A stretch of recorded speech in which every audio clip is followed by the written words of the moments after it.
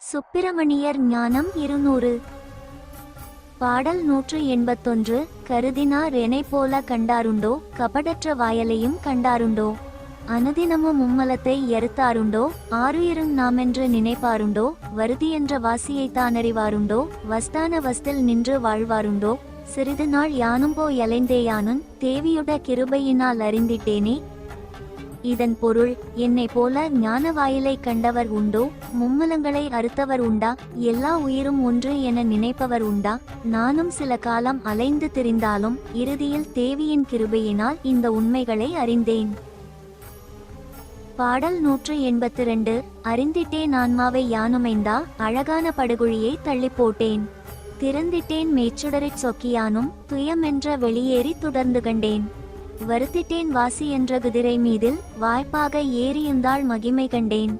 முறிந்திட்டேன் உரமுறையார் தன்னை விட்டு, முக்கியமாய் மும்மூலங் கொண்டிட்டேனே. இதன் பொருள், ஆன்மாவை உணர்ந்து பிறவி குழியை தள்ளிவிட்டேன். மெஞ்ஞானச் சுடரில் கலந்த பரவெளியை தரிசித்தேன்.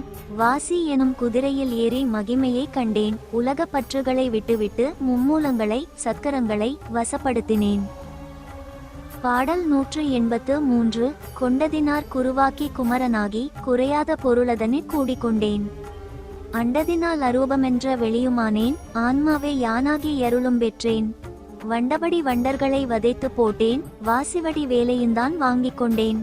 தண்டபடி தாய்பதத்தில் தனுவும் பெற்றேன், தமர் திறக்கும் வாசனையும் கண்டிட்டேனே. இதன் பொருள், இவற்றால் நான் குருவாகவும் குமரனாகவும் மாறினேன். இறைவனோடு கலந்தேன். நானே ஆன்மாவாகி அருள் பெற்றேன். தீய குணங்களை அழித்து வாசி எனும் ஞானவேலை பெற்றேன். அன்னையின் திருவடியில் ஞானம் பெற்று முக்திவாசலை அடைந்தேன். பாடல் 184. கண்டபடி 7 கடல் அமுதங்கண்டேன், கனமான மச்சங்களை கரைத்து போட்டேன்.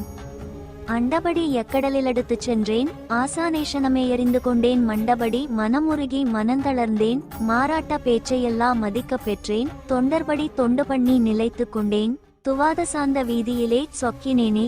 இதன் பொருள், ஞான கடலில் அமுதத்தை கண்டேன், அலைவாயும் எண்ணங்களை கரைத்தேன். அங்கே எனது ஆசானை இறைவனை அறிந்தேன்.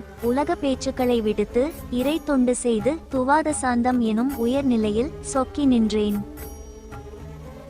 அடுத்த பதிவில் சந்திக்கலாம். நன்றி.